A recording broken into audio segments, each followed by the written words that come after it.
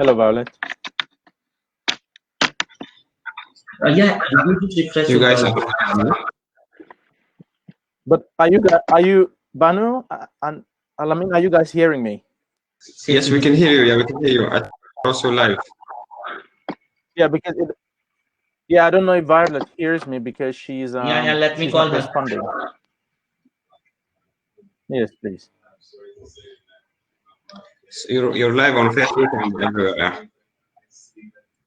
You can start. Okay, great. So yes, so the organizers can be using the 30 seconds to get the other people and the technology to function properly.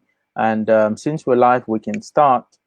Ladies and gentlemen, for those of you who are here, thank you very much for joining the last day of the African Innovation Week. For those of you who have been joining the past 4 days, I hope you've enjoyed some great startups, some good ideas, and some good people, and looking forward to great innovation or greater innovation on the continent.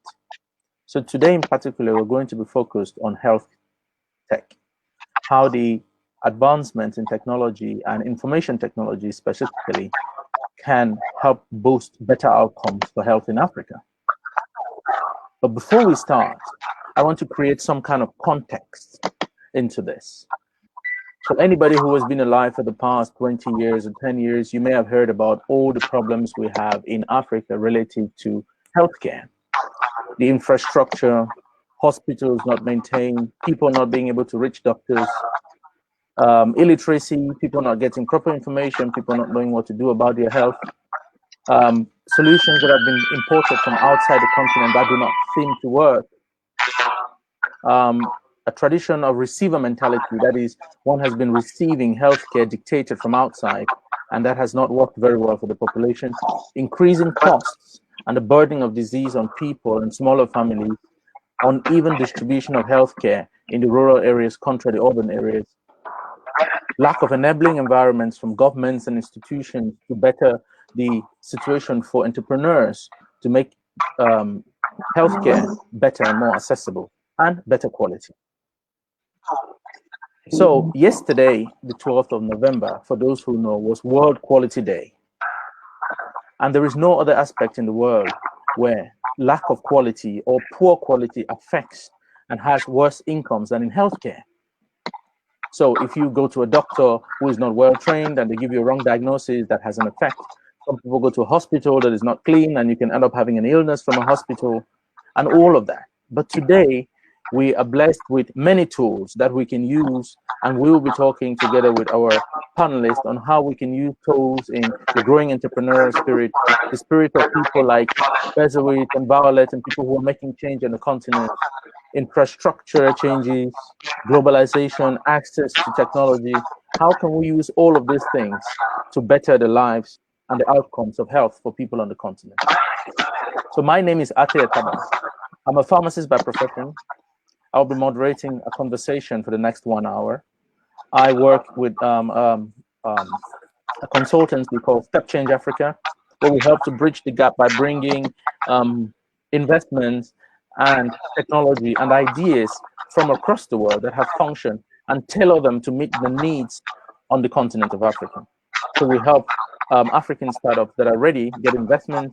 We help people bridge the gap between them. So if you intend to reach me or to get any idea, you can find anybody from Step Change Africa in the conversation and reach me through them. I think my colleague Andrew is here with us today. But let's get into it. We have two very, very interesting guests here today. I've taken the privilege for the past 2 days to look through their profile and see wonderful things happening. Our own Bezawit here from Norway, who's based in Norway, and Violet in Kenya. So I would like you to start by introducing yourself and tell us a little bit more about yourselves and what you do. Bezawit.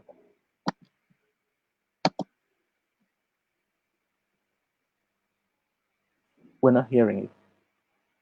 So who do we start with? Bezawit. We start with Bezawit. Can you please unmute yourself? Can everyone else please mute? And Bezawit, can you unmute yourself? We're still not hearing you. Maybe you should take off the aid.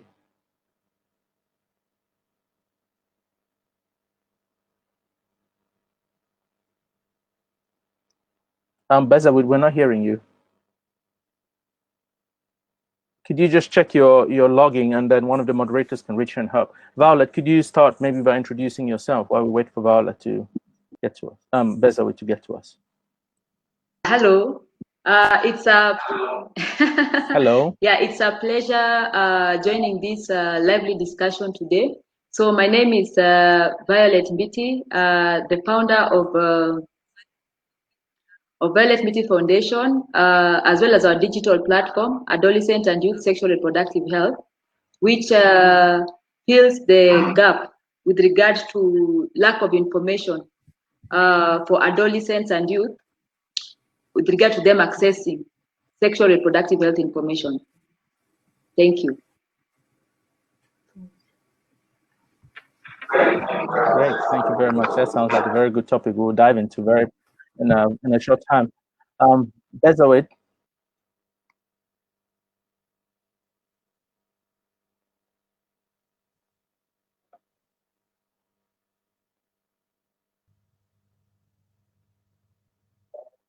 Guys, do you Violet, do you hear Bezawit? I can't hear her. I think there's some. Okay.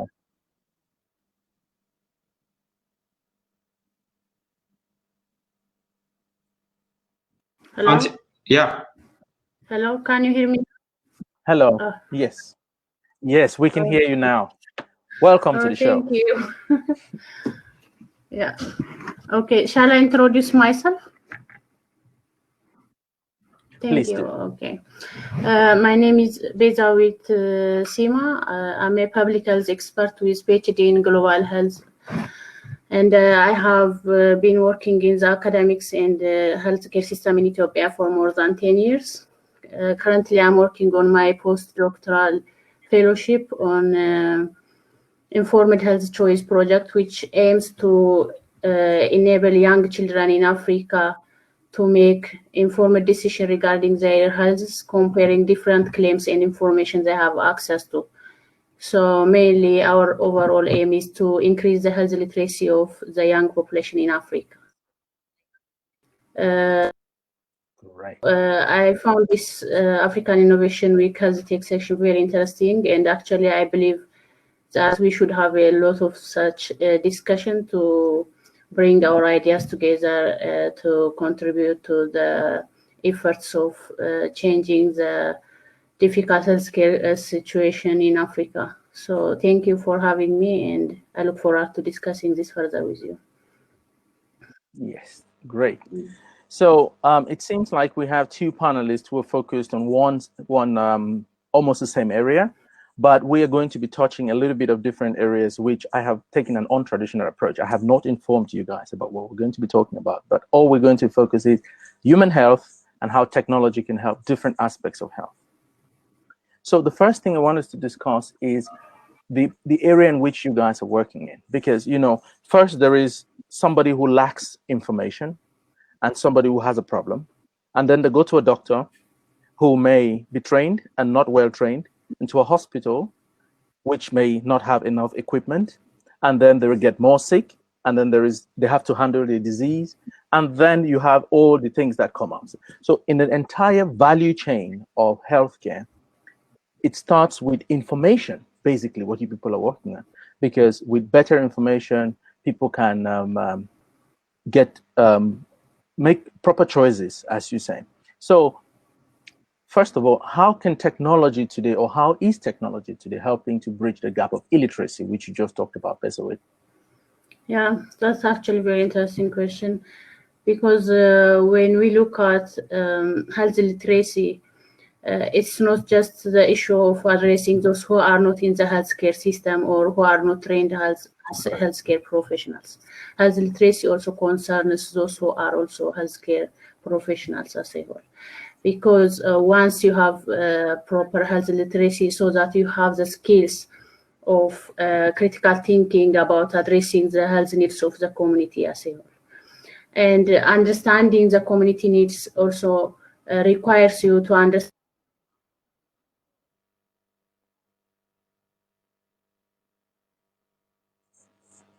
We're having a hiccup there with Bezawit's technology. And that is one of the problems we're addressing today, how we can solve healthcare problems and better healthcare outcomes with technology. And Violet, as you see, as we're talking about this idea of illiteracy and idea of information, giving people proper information, how has your foundation and how is your foundation using technology, or maybe not just technology alone, to better this information flow and giving people adequate information? Thanks for the question. I can give you a genealogy of even how we started. Violet Beauty Foundation has been engaging at the grassroots, talking to youth regarding their sexual reproductive health as well as adolescents, and we've also been engaging policymakers. So anytime that we go, even when we meet the policymakers, and even conferences that you go to, the thing that keeps resonating is lack of information on sexual reproductive health. So that is when I decided, okay, then since like even when we look at Kenya, we find that like internet mobile penetration is at 80%, access to internet is also very high. So I saw it fit that it would be good to create a blog that highlights that fills this gap by addressing these sexual reproductive health needs that the adolescents and youth need, especially information. So we created the blog, and then we also created the social media handles. And when we created it, we didn't, now for the adolescent youth SRHR, we didn't expect that we are going to get such massive support, because organizations from all over the world were following our page, and whatever content we are putting out, it was some of it was even being retweeted. So it was really nice, and it was also awesome also to present at an adolescent symposium where the director of World Health Organization, Dr. Chandra Muli, the director for reproductive health, was present. And it was because of this particular blog, this particular digital health platform. So I can say that for the time that we've engaged, we've utilized the digital and also the grassroots approach. By going at the grassroots, we have seen massive changes, and we have seen even massive growth, even with regards to utilization of the information. Great. And this is something I want us to discuss. When you talked about policy, Violet, I have a particular space where I want to ask you very much more into policy, because the enabling environment is also very important for entrepreneurs and for people who want to make change. We know that when it comes to healthcare in Africa, there's a lot of write-up, there's a lot of policy, there's a lot of discussions with WHO over the past 60 years, 100 years, but many of that has not translated to real outcomes, to better outcomes on the ground. So we'll get to that. But when you talk about this massive interest in health information, I have realized that over the years, you see many platforms and apps and blogs come out to give health information. How do you secure that the quality of information on these platforms is adequate for the use of the people? You know, internet is open. People can Google anything. But how do you secure that the people who are on your platform get good quality of health? And you can just address at the same time, how do you, for sustainability purpose, how do you ensure that you continue to be there? Because what we also see is that people come in, give this information, and over time the businesses disappear, and then a gap is created. So could you address those? Yeah, so first of all, I'd like to address the first question that you had put with regards to policy and implementation. Yes, like African governments, you find that they're very quick, even development of even policies, even with Kenya even being one of them. But you find that when it comes to implementation, that is now where the challenge comes in. Yeah. Okay, so what we've been doing is that we have been engaging them through advocacy to go and having a one-on-one or round table with the policymakers, and also presenting memos to them during public participation exercise and addressing our needs. And I can say that like in last year 2019, we mobilized together with other youth organizations here in Nairobi County, which is the capital of Kenya. What we did is we came together as civil society organizations, and we participated in public participation, and we asked for the county government to increase the budget allocation for family planning, because there was an increase in unintended pregnancies. So what happened is when we presented our memos, even during the budget making process, the county government had our concerns and increased allocated $5 million towards health for the financial year 2019-2020. And this was as a result of advocacy and meaningfully engaging adolescents and youth in the process. So with regard now to your question on the quality of information, before we even disseminate the information online, we do thorough research to know that is quality information. Because at the moment, as we are speaking, there are so many like adolescents and youth. You find that when it comes even to matter sex and the sexual reproductive health, they're so shy they can't approach their parents to go and ask them questions, even if they want to know about sex. So most of them go to Google. So we decided that, and when they go to Google, they find other porn sites. And we saw that is not good, because that is improper information. And they also go to their peers who are also of the same age, and they also don't know this information. So we decided, let us start this particular blog. And now when we started it, we started even ensuring that whatever information that we are putting forth is up to standard.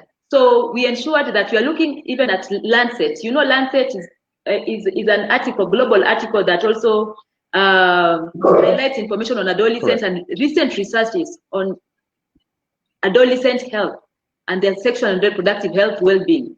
So we ensure that our standards are up to par.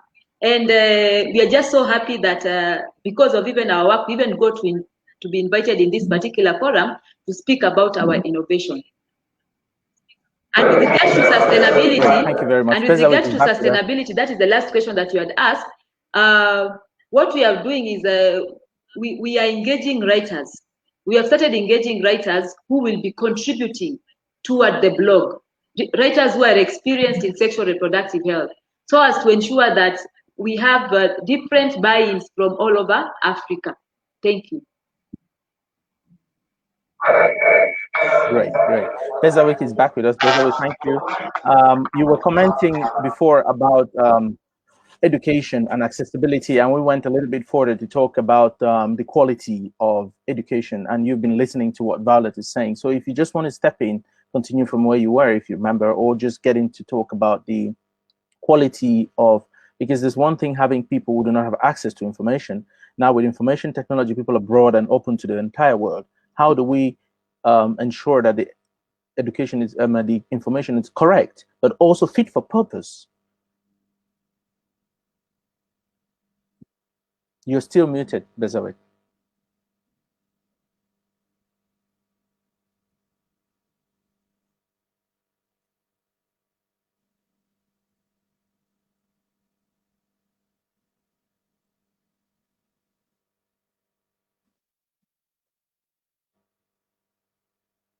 Can I unmute C4 directly?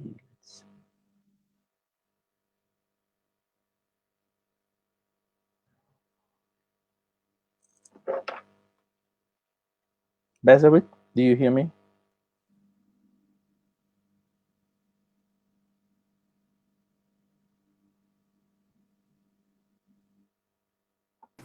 Hello. Yes, Bezawik, you can hear us now. We can hear you too. Thank you.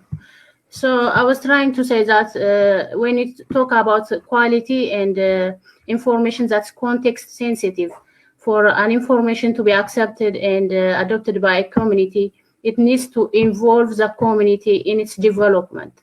If we are thinking about developing an app or some system that we need to reach our community with health information. They need to be involved from the scratch where we are planning to develop it. The problem is the community needs to trust the source of information for them to accept it and to apply it in their day-to-day activities related to their own health.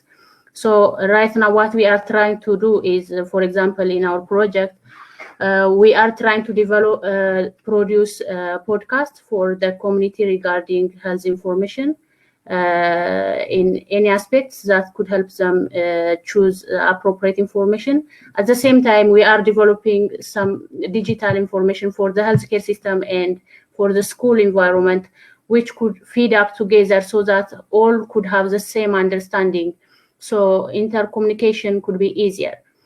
So let's say if we take Violet's experience of sexual education, if you teach children in school, for example, to use contraceptives if they are sexually active, they need to feel free and they need to feel accepted by the healthcare providers when they go to seek those services. So what we are trying to do is for the healthcare system to accept them. Let me not go out of your technology idea because I'm mostly taken by the public health agenda. So, but all what we are trying to do is making information accessible in a way which is similarly understandable and brings them to the same understanding through technology, actually.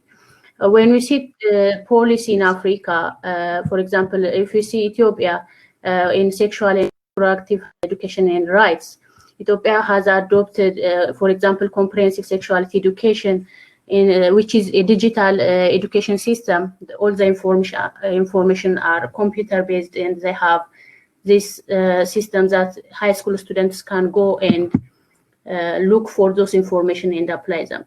But the problem is it's not implemented in all schools in Ethiopia because of one, lack of infrastructure. There is no system that makes it easy to implement the policy.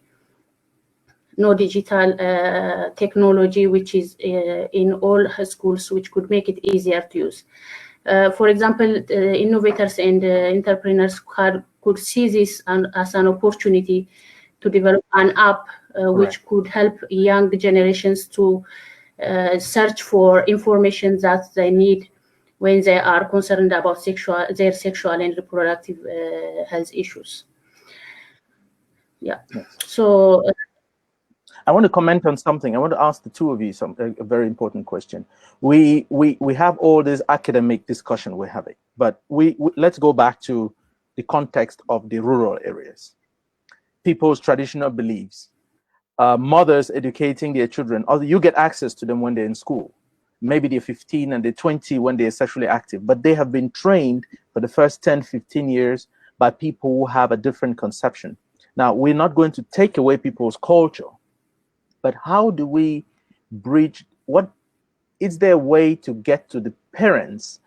Can we use technology, or how is your research, Besawit and Violet, how is your organization working with going deeper into the core of the society to get parents, to mothers and fathers in rural areas, to accept that their children can have sexual education, for example?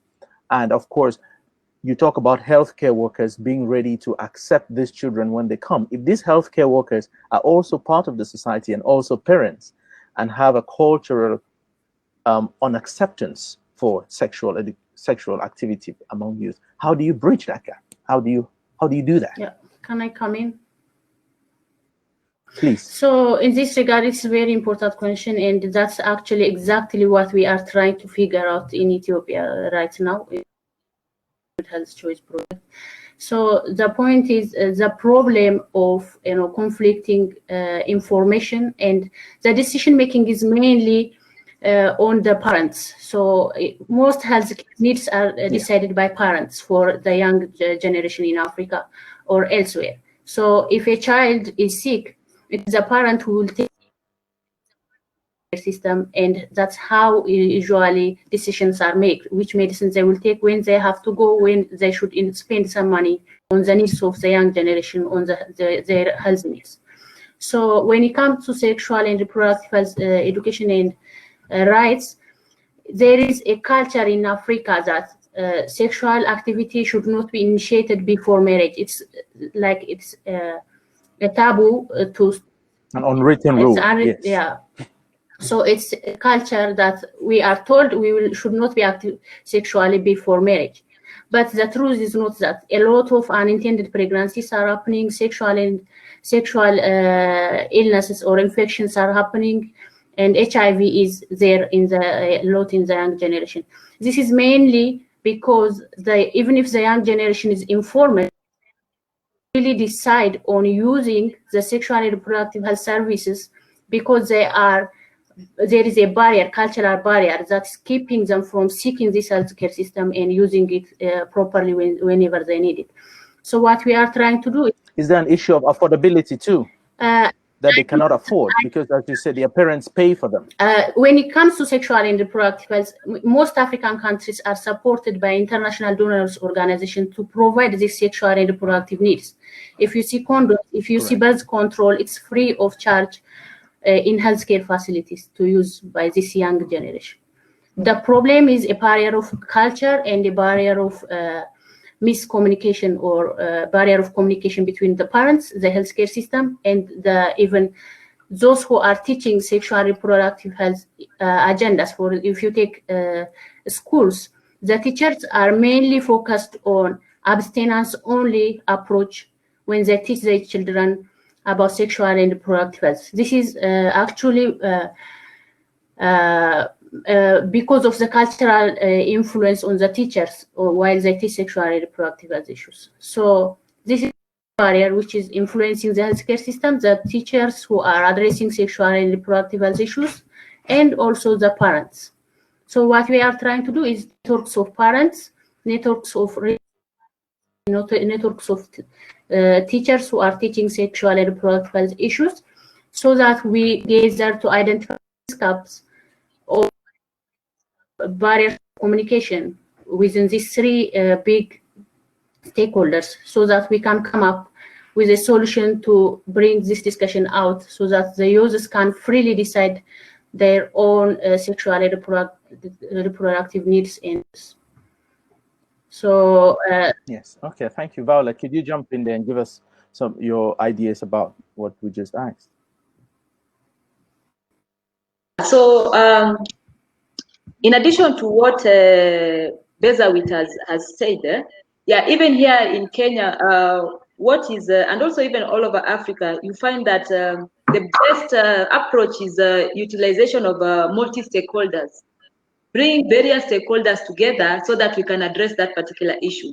And this has happened, like now, if we want to reach parents, the approach that we use is the church. If it is Muslims, it is the mosque. So we approach religious leaders. Because at the end of the day, you find that most people congregate on Sundays to go to the different denominations to go and be served.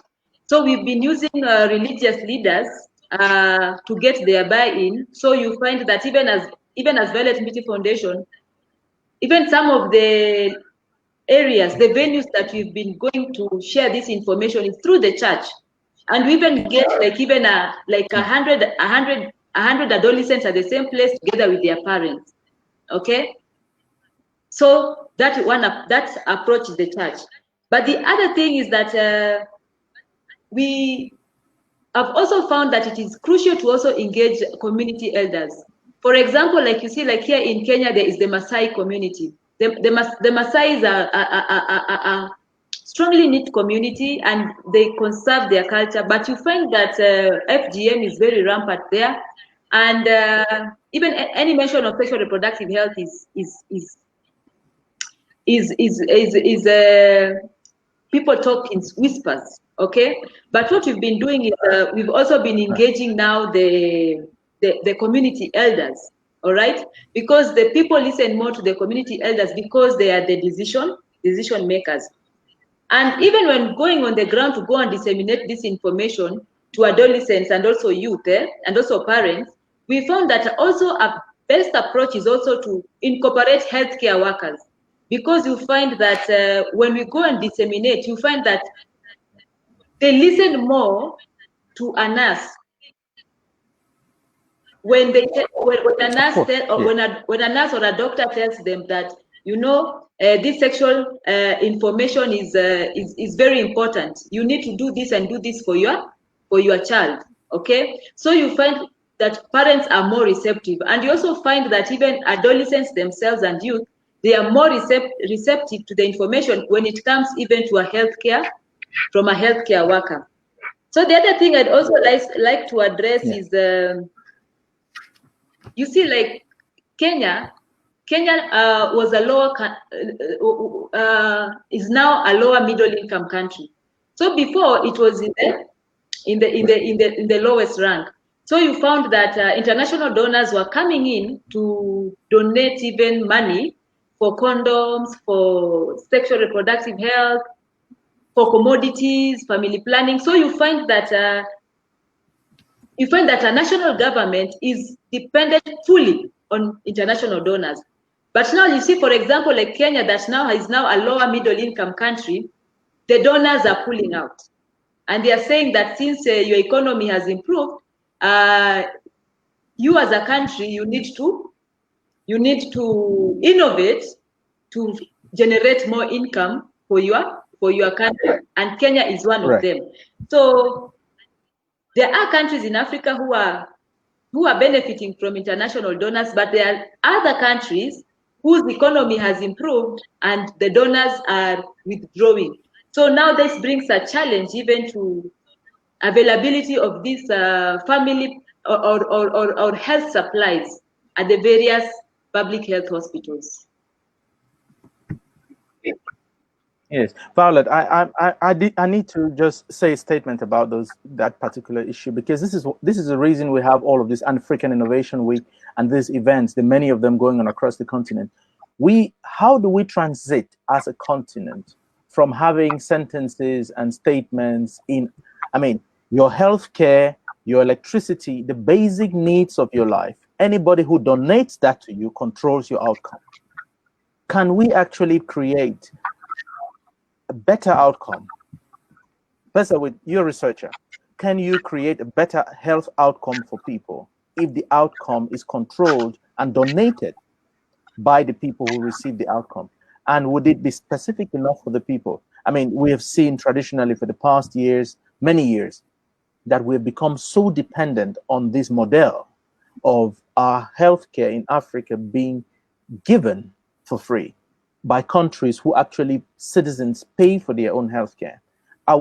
Moving down this line, are we going to get there to where we want to go following this same trajectory? No, I don't believe we are going there with the same model of receiving support from external donors. This is because of the issue of sustainability. Those donor-driven projects are lacking sustainability. They will perish once the donors have done their mission for some period of time. So we need to have our own approach and our own plan to solve those, and we should come up with our innovation and technology that will address the needs of our own communities. And it should change that. We should change the trend that, you know, it's good to have the support as far as we are not there in terms of financial independence in Africa. But the plan for solving those problems in Africa should come from Africa. We should identify our own problems. We should identify our challenges, and we should ask only for some support to implement those innovations and technologies to solve our problems, so that it could be sustainable and more effective in African situations. So yes, I get that. Violet, let me ask you directly. There's an enormous amount of advancement in technology in the past 20 years across the world. Creation of condoms, it's probably not rocket science anymore as it used to be 30 years ago. Creation of pads and for women, this is open source technology today. Why are we still having the situation where we're waiting for somebody to donate condoms? Why is are the policymakers looking at this situation in the next years to come and say, can we enable an entrepreneurial environment where we would have entrepreneurs solving these basic problems, taking technology that already exists across the world and creating solutions, so that, for example, in a rural village, let's say mosquito nets for malaria, rather than getting local women sew their own mosquito nets so that they can use it on themselves, you bring mosquito nets and donate to women who don't have jobs. So, Violet, working with policy people, do you see any change in this mentality? Do you see any progress here? Thanks for your question. It all boils down to the leaders who are in place, especially the elected leaders like the presidents. And if you find a leader, an African leader or an African president who supports that idea, or who, when he comes in, he ensures that during my time we are going to ensure that we have innovations in place. We are going to ensure that we reduce costs as a country by integrating innovation in what we do. If we found leaders like that, it is possible. So I'd like to give an example here. I give an example of Rwanda. You find that Rwanda, through their president Paul Kagame, they have been able to integrate different technologies that can even reach people even in remote parts of Rwanda. So you find that even in Rwanda, you find that when even it comes to drugs, you find them being delivered remotely through drones. Okay? And also you also find that even when in this time of COVID-19 pandemic, you find that even there are robots that have been developed that are that are curbing the current spread of COVID-19 in that particular country. So you find innovations everywhere. And these innovations you find because you find that the government steps in and says that it's going to support the entrepreneurs. All right. In Kenya, there are youth who developed like the ICU beds, and we also got in the buy-in from even the president when he said that the people who are constructing the ICU beds, they are giving orders. So the government has been directed to take orders from this particular youth, so that now the government, the public health hospitals can have ICU beds. So it depends with the current leader who is in place, who is ready to support health technology innovations to ensure that we reduce costs drastically. So at the end of the day, it boils down to the leaders, the elected leaders who are in place, because at the end of the day, you find that when it comes to checks, they're the ones who are going to sign. Okay? Yeah. Yes, correct. So what you're saying is that even when technology exists, information technology, advancements in science, in order to get that to reach people and reduce the burden of disease and the cost of disease, there must be an enabling environment, and that starts from the top. Exactly. Like, yes, that one exactly starts at the top, because like you see, for example, here in Kenya, during the tenure of the previous former president, he was called Mwai Kibaki. He ensured that he supported ICT, and you find that information communication technology, it was spread out all over the country, and that is the time that we even got fiber. So when you come to Kenya, you find that even the cost of internet is lower and affordable to everyone. And that is why you find that even when COVID-19 came, was reported first year in Kenya, you find that one of the innovations that have also come to place is having people call in, okay? People call in and they're using technology, all right, to ensure that they get services closer to the people. And even Kenya, we are saying, even since we had independence in 1963, if this all that time we had a president, but when this particular president came in, that is when ICT now became prominent, and that is why you find that all this technology, even M-Pesa, all of it came during his tenure. That's why I'm saying that it all boils down to the people in power at that particular time. If they are for the people and their needs are for the people, you will find that that country is going to develop. And at the end of the day, even when they do their calculations, they find that when they embrace technology, the cost of doing business goes down. It goes down. Yeah, so the ones who have, yes. Thank you very much, Violet. That is always a question that we can have a very long discussion about, because it's always what comes first. Some people say if entrepreneurs start creating businesses, governments will follow. And today our governments are still buying and consuming healthcare.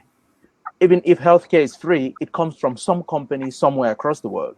So governments are saying we're buying from outside because there are no local solutions. Local solution people are saying we cannot create local solutions because we cannot guarantee the buying from the administration. So there's another topic I want us to talk about. It's related to kind of infrastructure, and we're getting to the government here. The first thing we see so many startups trying to link the buyer and the seller. If you look at it from a market term, there is a person who is sick, and then there is a person who provides healthcare services. Now, if you went to a shop to buy a product, and you will be sure that the label on the product will be correct, somebody has tested the product, somebody gives you a product, and if it's not what you bought, you can replace. Now, when you're sick and you're desperate and you're going to buy healthcare service, how do we guarantee on the continent today that the healthcare providers, this is something that is really, I don't know if it's underlooked, because there's a lack of doctors. How are we sure that our doctors are well trained? The certificate hanging on the wall is actually a real certificate. They are retrained. And if we're connecting many of our sick people to nurses and to doctors, how do we guarantee the quality and the service that these people deliver? How do we guarantee that the doctors are well trained, that the doctors know what they're doing, that the doctors are not acting on behalf of somebody? Professor, you can start. Thank you. This is very interesting, actually, to discuss. In our situation in Africa, and if I look at Ethiopia, there is no guarantee so far, I believe, because institutions these days do not have that much control from the government side beyond giving them the license to practice their services. The control system is very regular, and it depends on how the government decides to do it. Otherwise, the certification mainly is given to one person, and usually we don't find that person in that private institutions when we look for healthcare services. So we don't have any idea who the other person is. In Africa, in Ethiopia, if we take, you don't even dare to ask who that person is and what his profession is. You can just go and sit and receive the services that you are given.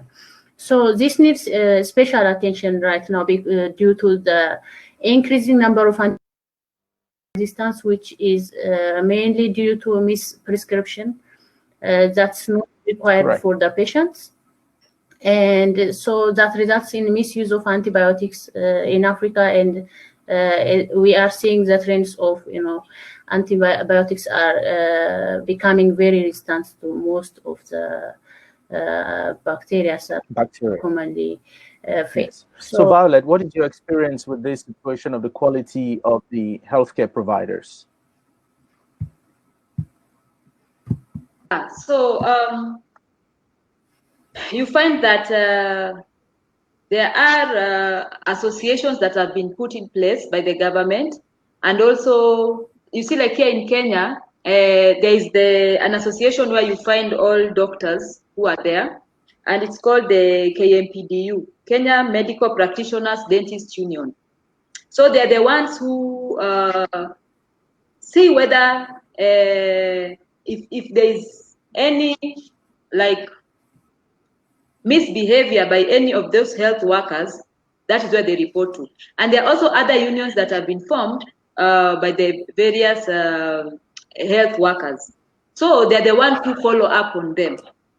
But when it comes to an individual visiting a health facility, sometimes it is very difficult for you to know whether that person is an authorized member of KMPDU, all right? So that is why you find that, like here in Kenya, for an instance, there was someone who pretended to be a doctor and performed abortions on young people, and it wasn't according to standard, and he was jailed, okay, for his transgressions and also fined. But the thing is, to curb this, there should be automation of the supply chain of even medicines coming from the government, streaming down to even the rural areas, the public health facilities at the rural areas, all right? But sometimes you find that these particular medicines or drugs, they come from the government, but they don't reach the intended persons or the patients on the ground. And this is because of the lack of automation of the drug supplies. Yeah. Thank you very much. So, thank you very much, Violet. We have about less than 15 minutes, so I want to touch on some areas. What you're saying is very important, but what we're trying to do, we want to see how can technology and entrepreneurship, how can young people create in Kenya? I know there is an app created by a lawyer. I think it's called Lawyers Soft or something, where this lady has created a platform where you can check if your lawyer is a good lawyer, and So we're looking for interventions. It's been proven for 60 years. After doing something for 60 years, it doesn't work if it's not working. So we're looking for how younger people, initiatives like yours, how we can then start to create that change using technology that exists today.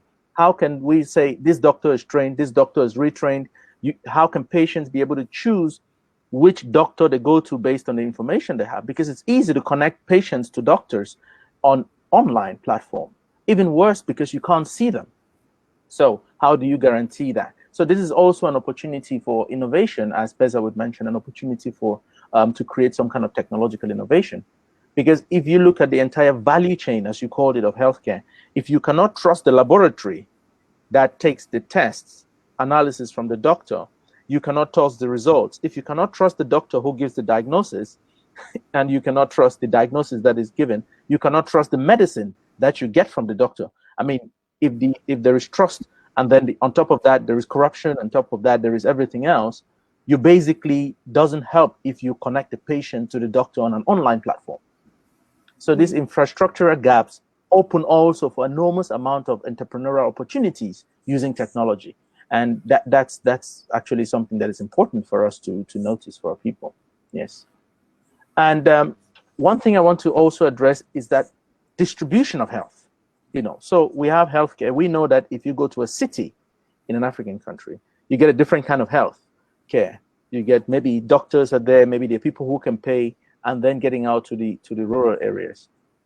Betawit, do you see any area where you think technology can help to even out this playing field, to make sure a person who is in Addis gets the same health care as a person who is in a remote area? I can't come up with any village name in Ethiopia at the moment. Yes. Yes. That's interesting question, and I would like to see the best practice in Africa in this regard, which is based on innovation in technology. And for example, the Tatu city in Kenya and the Vision city in Rwanda, they have tried to create smart cities to avoid migration of the young generation to the city, so that we could avoid overcrowding of cities who are filled with young generation who came to the cities looking for financial independence, technology, and infrastructure.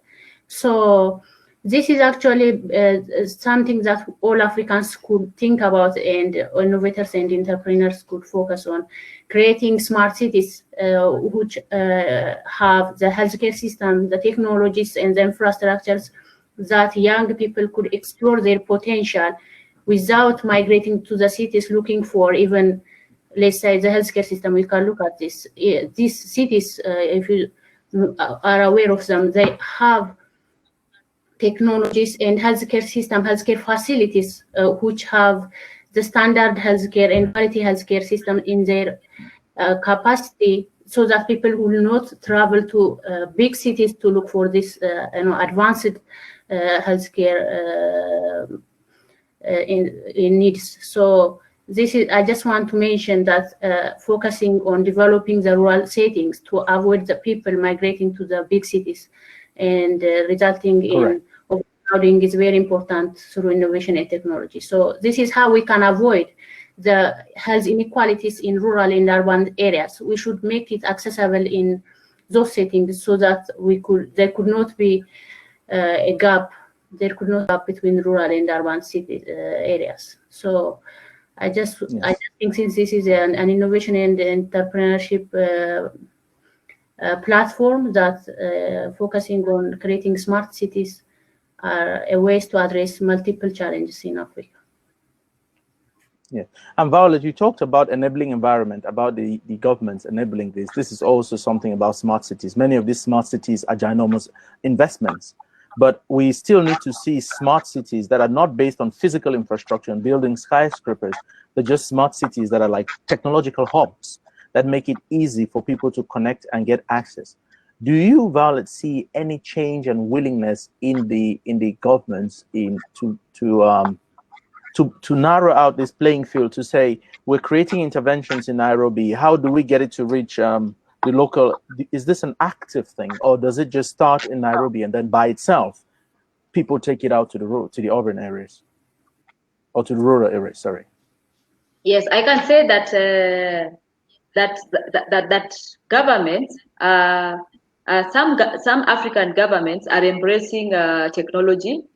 For instance, we can say that even in Kenya, we have various innovation hubs that are being supported even by the government, so that we can even have more technological or health interventions, all right, based on technology. And you find that these particular innovations, they're also streamlining, they are also reaching the people in the rural areas. So we can say that there is the willingness by the government to inculcate these hubs, all right, and empower the youth who are also developing these particular apps to bring them to fruition. And they have also even reduced tax for people who are depending on what you're bringing on board. So you find that right now, you find that the red tape has been reduced here in Kenya, to ensure that even investors who want to come in, and so that we can develop things, so that we can take it to even other countries in Africa, it is possible. So at the end of the day, it all boils down to the government in place and whether they embrace technology. Once they embrace the technology, we find a country is progressing. Yes. And that's beautiful with technology, because once you embrace technology in one aspect, because you do not need to be physically present, you can spread out to many other aspects. Now that we're where we are in the discussion, I would like for each of you to tell me in 2 minutes where you like to see the technological advancement bettering, if there's any particular area or as a whole where you see gaps and where you think people should focus more on in bettering the healthcare outcomes, reducing cost and making things better for our people and the continent. Violet, you can just continue since you were talking. All right. So what I'm saying is, I can say is like the African governments, like the ones in Central Africa, you find that internet penetration is very down. Okay, so I'm not only looking at Kenya, but I'm also looking at African continents, because African as a continent as a whole, because there is this migration moving from one country to another. So you see, like here in Kenya, if it is data, it is available. But now I'm thinking, like, when I'm moving here, I go to Mali, or I move here, I go to Benin, or I move here and go to Central African Republic. Is there data there? Is there internet? Or I have to go to a hill so that I can access internet, all right? So I'm looking at a way where the countries that have embraced technology can convince their partners, other countries as well. The presidents can speak to their fellow presidents, so that this technology, even with regard to health, can be embraced by the other countries, so that even if you go to Central African Republic, you just feel like you are at home. Okay, so that is what I'm envisioning, an Africa where health technologies are rampant, and they're being scaled up to other African countries as well. Thank you. Yes, and because that is wonderful, because if that happens, we can also share doctors, we can share medical professionals, we can have a platform for standardizing education, just like you've done in Europe. A doctor can leave one state in the US to another state, and you know that when he's called a doctor, you know what you expect that person is educated in. And if you can land in Central African Republic tomorrow and you get sick, you know that if you get to a doctor, you don't need to come to this Kenyan board to check if that doctor over there is trained. So in this sense, if we lift the discussion one step up from where we are, we realize that there is, as you said, the enabling environment in each country, but there must be a stronger enabling environment in the inter-African solutions, because most problems we have in these African countries are the same. So if you can create a solution one place, as you say, you can rightfully take it to another place. That's very good. Thank you very much. Bezawit. Yeah, thank you. That was an interesting point. And what I would like to add is, the question of connectivity have limited our potential that we already have. We couldn't exert it because we don't have connectivity even within the country in different parts. So, for example, the use of telemedicine, for instance, is tremendously important in Africa due to our few number of doctors in each countries. So if you have telemedicine, we can just share the doctors with the remote healthcare providers, sharing their expertise and their inputs to treat patients in remote areas. So connectivity is very important to even expand the technology implementation within the country and as in Africa in general. And we have seen the impacts of this due to COVID-19. We didn't have that overwhelming impacts of COVID-19 in Africa as it was feared in terms of the illness itself, but it has stretched the poor infrastructure of healthcare system in Africa already. This is because we don't have a healthcare system which is very strong in terms of technology and infrastructure. So we need to see this gap when we develop technologies and innovation, so that for the future our healthcare system could be resilient and sustainable, even if we have similar pandemic like COVID-19. So investing in technology and connectivity and modernizing our healthcare system, which could use the scarce resource in the system already, is very important in my perspective. So, for instance, self-care and telemedicine, where we have seen this technology has been very helpful during COVID-19. So we could focus on expanding such innovative and particularly in terms of connectivity, it's a very challenging and important area to focus on. Great. So if one put the same amount of effort we put in fintech to get people financially on mobile money, and use the same energy to get into the healthcare sector, you can be rich, but if you're rich and sick, you're not very far from anything else you can be. So if you can so you're saying that if we put this connectivity issue into our healthcare sector, and as Violet also said, it's basically the same thing, get the connectivity across the continent, it can leapfrog us, it can make us go much faster in advancing our health outcomes, because we can share experiences much easier, we can share solutions much easier, we can share best practices and create standardization across the continent, which is what has lifted many other countries across the world. And we've not talked about this, but this is a big issue. COVID-19 has opened the eyes and the understanding of many people to a future of healthcare, which has to change. We know that coming 2021, we'll still be dealing with COVID for some part of the year. About how contact tracing, how are we going to use modern technology, not only information technology, but technology and science as a whole, to lift the continent from where we are in health to a future where we control our own healthcare. So this has been great, and thank you very much for joining in today. I wish we can continue the conversation for a long time on different aspects. I hope we can continue the conversation on some of the platform. Thank you very much, and all the listeners out there. It's been a great morning. Thank you very much, and have a good time. Have a good weekend, everybody. Bye. Pleasure. Thank you. Thank you. Thank you all. Bye. Bye-bye.